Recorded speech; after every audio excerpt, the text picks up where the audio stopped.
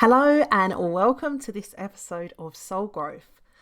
This is the episode that I'm reflecting on 2024, but I'm actually recording it at the end of 2025, which I wasn't going to tell you, but I think it's important for a few reasons. Firstly, this is a reminder to both of us that things come together on our soul's timing, not our human timing. I mean, if we look at it from a completely different perspective, time is not even real. It doesn't even really exist. But that's a conversation for another day. My point is, we often attach these timelines to things and we expect them to come together in that moment. We even try and force them to happen. But that's not always our experience.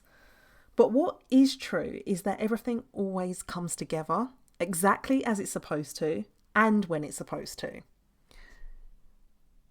What I recorded at the end of 2024, an entire episode, which was then nowhere to be found, it was powerful.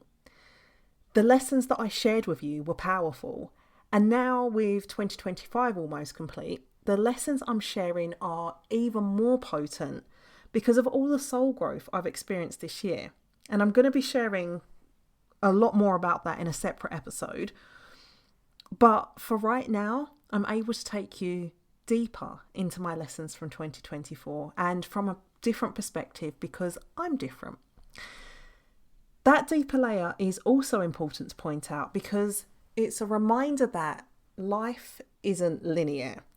We are constantly shifting and evolving and becoming and unbecoming, living in an in-between space, and it's very rare that we just jump from one reality to another, from one version of ourselves to another. What is more accurate is that we learn, we have an experience, our learning is solidified by that experience, and then we think that's it, like an item checked off a list. But we're often brought deeper into that learning later on, usually when we've forgotten about the original learning. We're brought through a similar looking portal and we're asked to lean deeper into who we are, which means really pushing and testing the lesson that we've previously learned at a deeper level. It requires us to dig deeper within, which also means facing some shit that we've either ignored before or that we've seen before, but again, it's about accessing it at a deeper level. We are never given any more than we can handle at any one time. So the first time you experienced the lesson, you were one version of you, a version that wouldn't have been able to handle the lesson at the depth you're now experiencing it. But that depth is required for you to transform, to become the person that you need to be that can handle the things you're calling into your life, because it's all soul growth. That doesn't mean it's always about pressure and pain. We can also learn and expand through pleasure. But however the lesson is presented to you, the outcome is always the same: growth. Becoming the person that you came here to be, beyond the performance, beyond the proving, beyond the bullshit and the noise of your outer world. And it's a journey. That's ultimately what I've been reminded of this year. And with that remembrance comes a peace, a softening, and all of this has brought me to a higher level of myself. And from that next level, it's a different vantage point. And I get to share a deepened wisdom of my 2024 lessons with you right now. So, number 1, your goals and desires live in your body, not just your mind. This was really a full circle moment for me. My journey into personal and spiritual growth started in 2010, and it started very much learning about mindset. Mindset was everything. That's what I was taught. That's what I was sold. That was the narrative out there. Just get your mind right and everything else will fall into place. And you'll remember from past episodes that I've shared with you that I would be doing all of the things and not really getting the results that I was promised when I did all of these mindset things. So this goes on for some years, and then I get to a point and I started learning about energy. And I'm like, oh, energy. That's the missing piece, right? It's not just about mindset, it's about mindset and energy. So, started doing all of the energy stuff. Same thing as with the mind, get to a certain point and you stop and look around and you're like, this still isn't what I was promised, what I thought I would get from doing this stuff. And then in 2024, I was brought to what feels like the final piece of the puzzle, which was the body. So how this came about. In 2024, I enrolled in a program to better work with my channeling abilities, and it started out great. And then there came a point when it wasn't so great and I stopped taking part in the program. And that's when I received this message from my higher self. To go higher, you have to be able to go deeper. What unfolded from there was the understanding that the body has to be on board with our desires as well. It's not just the mind, it's not just the energy, it's the body as well. And the body has to feel safe to be able to receive your desires and to be able to hold on to them. So within the context of channeling, what I was shown is that so many people desire to connect with higher frequency energies and beings. You know, they want to go higher and connect with these beings that are in higher dimensions. But the reason that they can't get there, or they can't hold themselves being there for very long, is because their body's not on board. They can't go higher because they're not at home and rooted in their body. They don't feel safe. As I'm sharing that with you, I'm getting the vision of a tree. Being grounded and safe in your body is about having strong roots, and everything else grows from there. But the problem is that many people aren't fully present in their body. You know, they're detached. Parts of it are numbed off. And that's because the body has coded itself in that way through some past experience. Some past experience that they had that was traumatic, or it felt unsafe. So to survive, they disconnect or shut off from their body. This isn't conscious. This is all very much unconscious. And as you know, the unconscious is responsible for most of how we act and show up in life. So this is what happens. And when they disconnect, when they shut off, your body moves into survival mode and the nervous system stays stuck in that state. And that then becomes their normal, their baseline. And they begin to create from that state and from that frequency. And this is where I was at. And what I was shown was that my body was stuck in survival mode. It's like parts of it were locked and closed off. And this body piece was the last piece of the puzzle. Spiritual work demands more from you. Bringing your truest desires, your soul desires, into your physical experience, into your physical reality demands more. And the internet would love you to believe otherwise. You know, do this hack, do this thing, try this ritual, do this 5-step process. And while that can work sometimes, it's not the full picture, and it's not something that's going to give you sustainable, repeatable success. This body piece is also why sometimes you can't receive what you say you want, because your body and your nervous system just doesn't feel safe receiving the things that you want. So it energetically just shields you from them. Your energy is literally repelling the thing that you say that you truly want. You know, mine's saying, I want to be in a healthy, happy, loving relationship. But your body doesn't feel safe receiving love. You see the mismatch.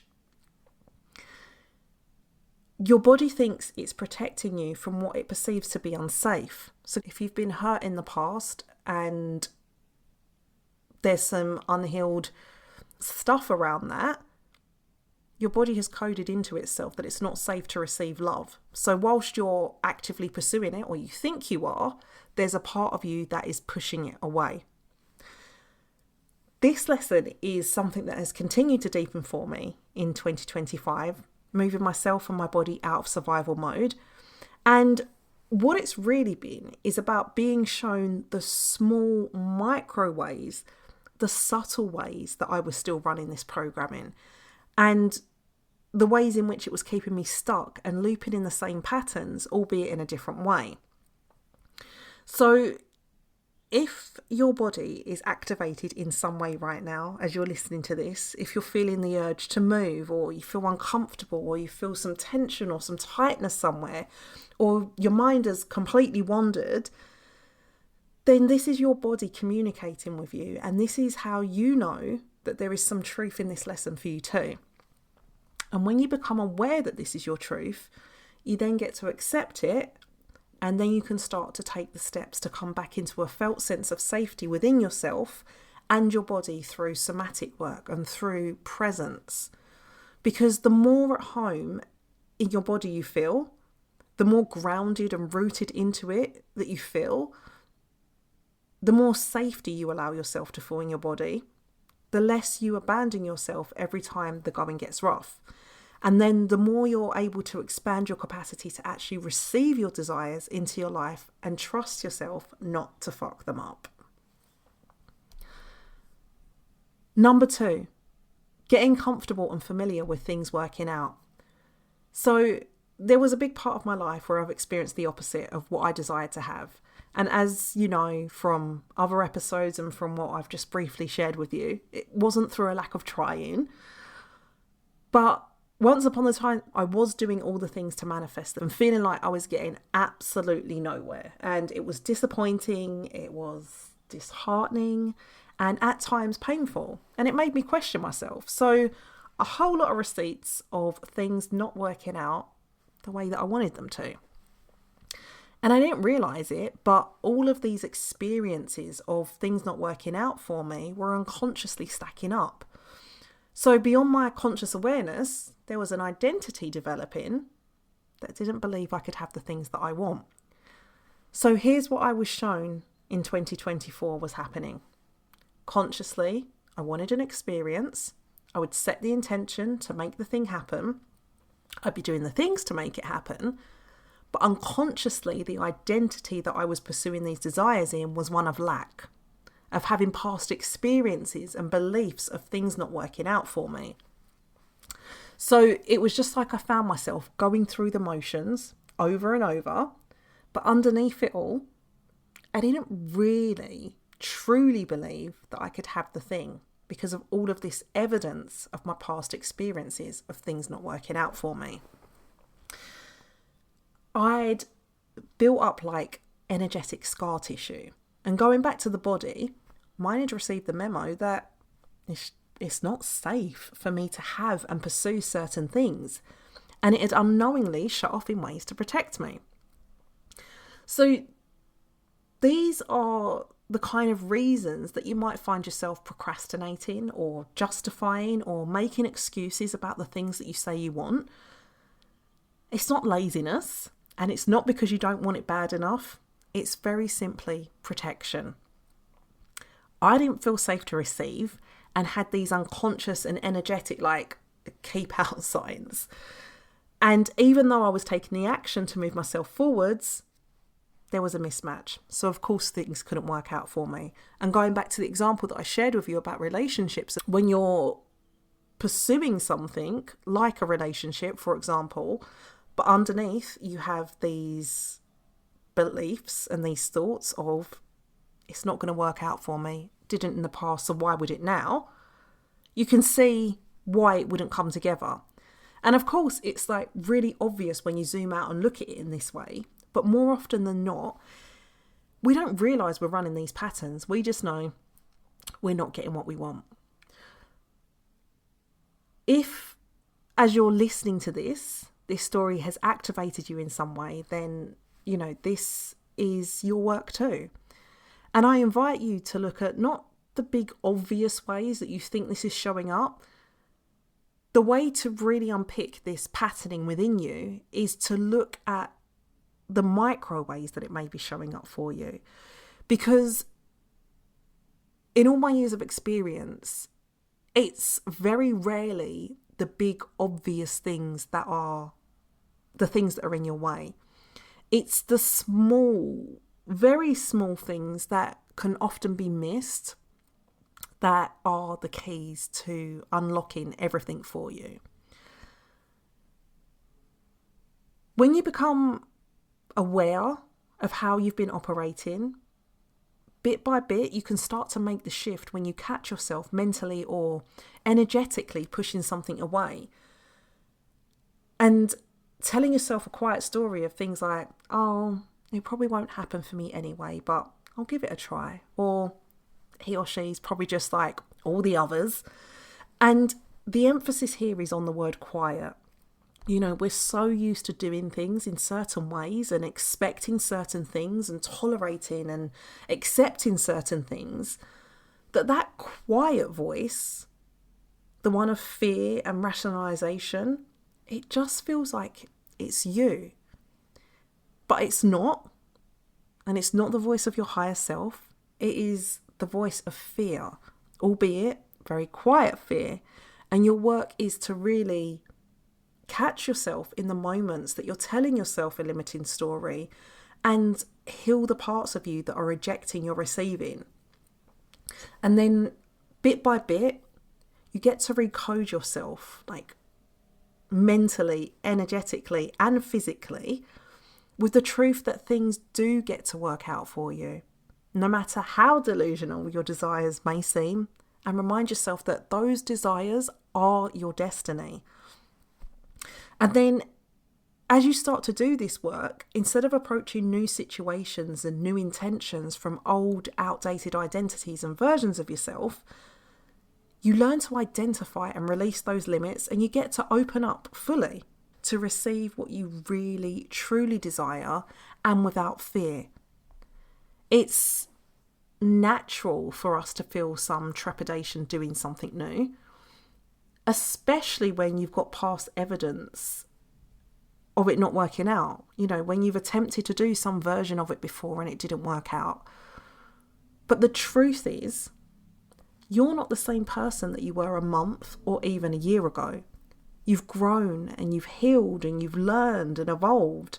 So you're available for different outcomes, and things do and will get to work out for you. It's safe for you to have things work out for you, right?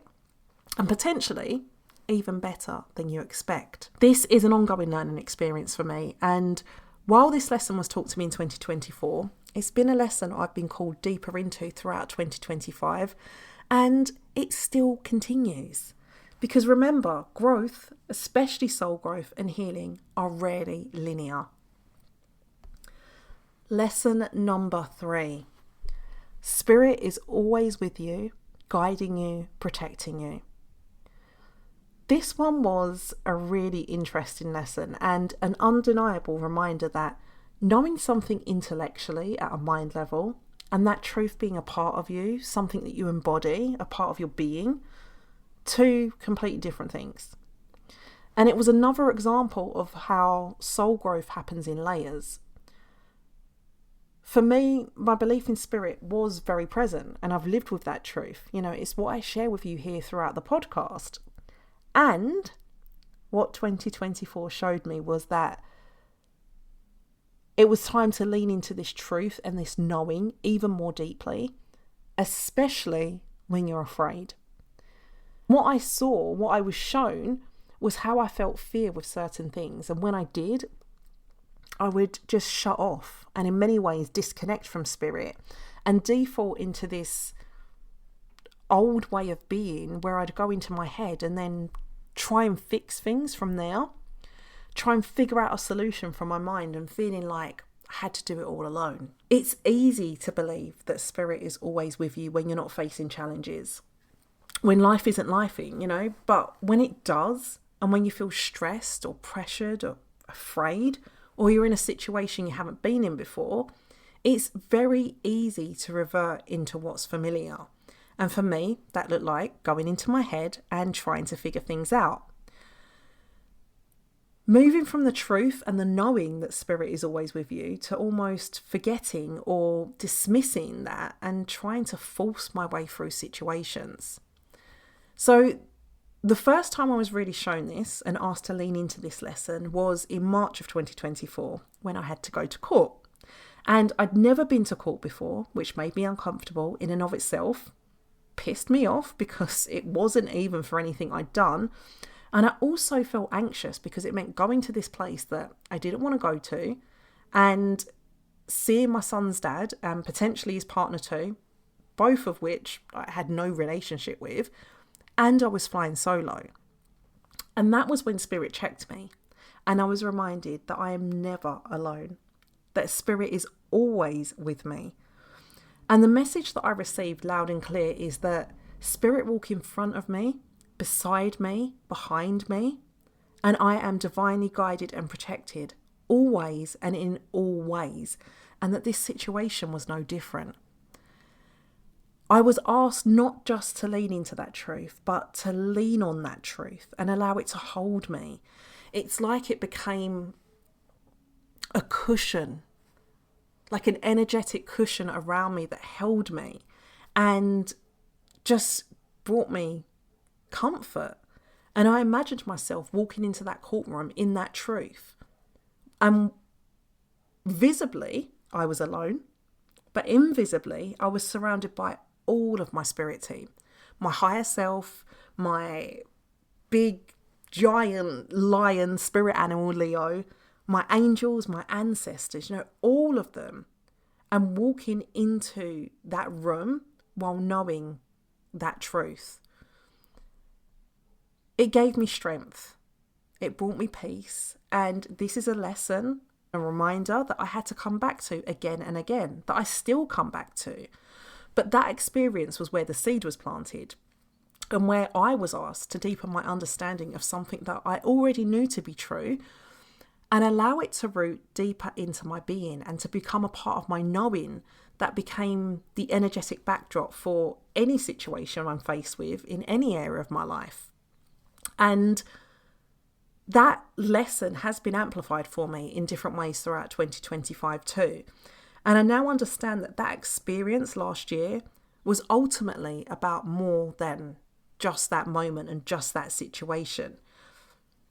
It was shaping me, it was molding me to become the person that I needed to be so that I could navigate not only that situation, but everything that continued to unfold throughout 2024 and throughout 2025. And I'm sure it will continue to serve me in the same way. And what gets to happen is that it gets to get stronger and stronger as a belief and as a knowing. The more you lean into it, the more you use it. So in me sharing that, if something has activated in you, this is a lesson for you too. And it's your invitation to remember that being spiritual isn't something that's passive. It's something that we are asked to lean into again and again, and to remember and use in every part of our life, and to anchor into that truth that Spirit is always with you, guiding you and leading you.